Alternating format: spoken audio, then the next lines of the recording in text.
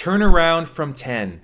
If you watched any of the Indiana Pacers throughout the 2000s, you probably heard the announcer say that what seemed like dozens and dozens of times when Jermaine O'Neal took a shot.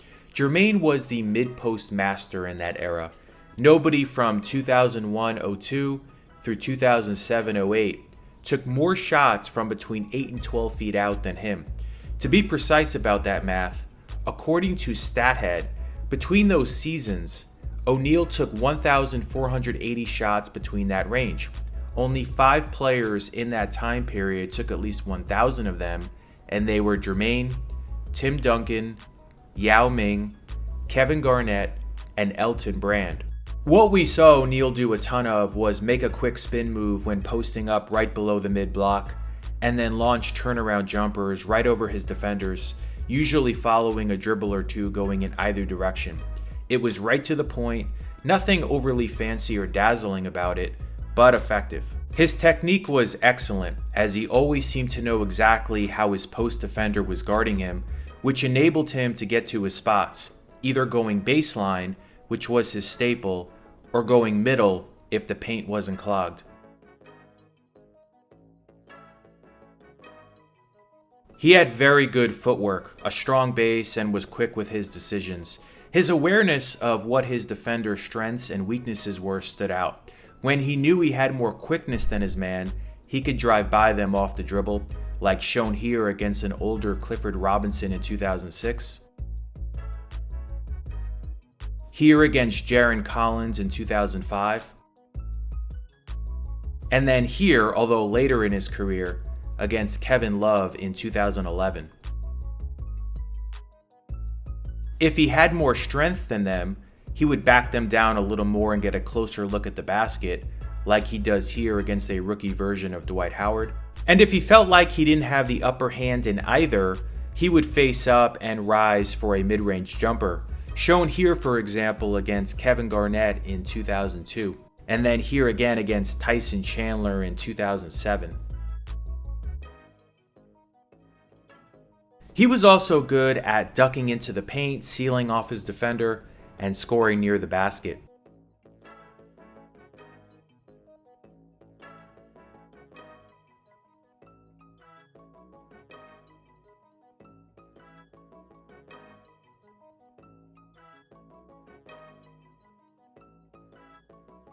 He was one of the better bigs in that time period at running the floor, which is where you'd see his athleticism really stand out. Now, the Pacers, when Isaiah Thomas was the head coach in the early 2000s, played at a much faster pace than when Rick Carlisle took over for his first stint as the head coach with that team. In that era under Carlisle, they played much more deliberate, methodical, and physical, which is interesting because now with the current personnel, the Carlisle-run Pacers play at an extremely fast pace. In 2001-02, Jermaine had 121 dunks, which were 6th most that season behind Shaquille O'Neal, Pau Gasol, Kenyon Martin, Alonzo Mourning, and Kelvin Cato. And then the next season, 02-03, he had 118 dunks, also 6th most that season. Jermaine drew a lot of fouls too. He was aggressive and persistent, never shying away from contact. The most free throw attempts he averaged in a season was 8.9, his tally during the 2004-05 season. That was 8th most in the league that year. The most number of N1s he had in a season was 49, his total in 2002-03. It's always interesting to compare Jermaine with Tim Duncan and Kevin Garnett, as they each had similarities. Now, O'Neal was not as good as either of them for a variety of reasons. Duncan had an exceptional jump hook from every angle and direction, used the glass probably better than every other player in NBA history, and was arguably the most patient low-post player of all time.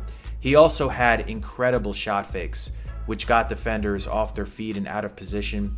Of course, his finesse was second to none, as you can see here with him splitting defenders out of the post. Duncan was the only player in the decade of the 2000s to take more than 1,200 shots from between 2 and 5 feet out, and he made an unbelievable 53% of those shots. His touch was just amazing. which was a big part of why he was so efficient. Jermaine from this range shot 48%, although he did take the second most of them during this period.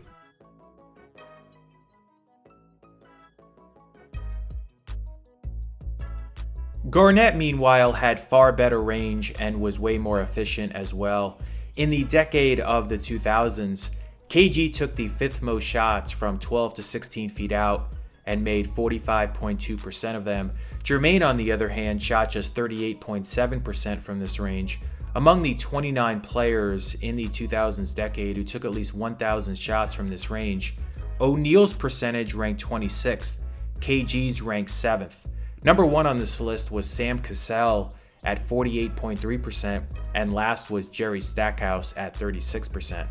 Jermaine was able to mix in his deeper mid-range jumper, he just wasn't efficient enough on them to be considered a high-end shooter beyond about 12 feet or so.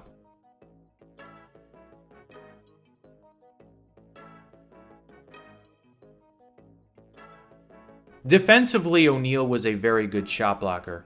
From 2001 all the way through 2008-09, he averaged at least 2 blocks per game. In that 2001 year, he led the league in total blocks with 228 of them.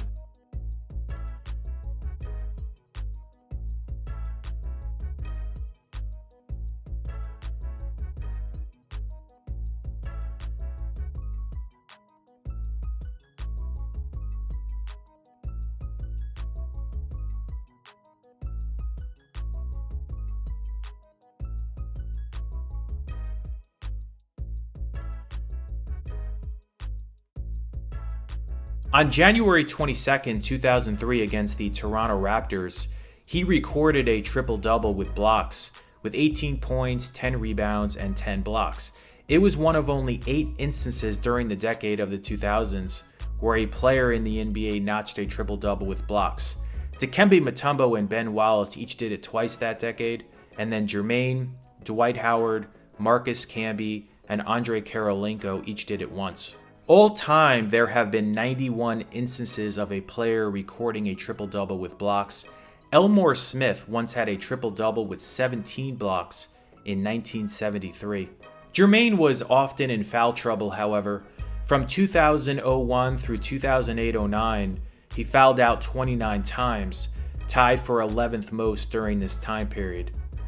The most points Jermaine ever scored in a game was 55, which came on January 4th, 2005 against the Milwaukee Bucks. A somewhat crazy stat about O'Neal was that in Indiana's first-round playoff series against Boston in 2003, he averaged 17.5 rebounds to go along with 22.8 points. Although there have been 52 instances all-time of a player averaging 17-plus rebounds in one playoff year, nobody since Jermaine has done it since he did it. Although it's important to emphasize that that was just one playoff series, as the Pacers lost in 6 games to the Celtics. Jermaine spent his first 4 seasons in Portland before getting traded to Indiana in 2000, along with Joe Klein in exchange for Dale Davis, in what ended up being one of the most lopsided trades in NBA history. He would go on to play 8 seasons with the Pacers. He split the 2008-09 season in Toronto and Miami, and would wrap up his career with stops in Boston, Phoenix, and Golden State. Injuries to his shoulders, knees, back, and wrist all took their toll on him in the second half of his career. All in all, O'Neal was a 6-time NBA All-Star, made the All-NBA second team once, and third team twice. He was the NBA's most improved player in 2002. In 2003-04, he finished 3rd in MVP voting behind Kevin Garnett and Tim Duncan. Interesting side note with that, KG got 120 of the 123 first place votes. Jermaine received 2 of them, and Peja Stojakovic received the other one. So that'll wrap up this video. If you like this kind of content, please subscribe.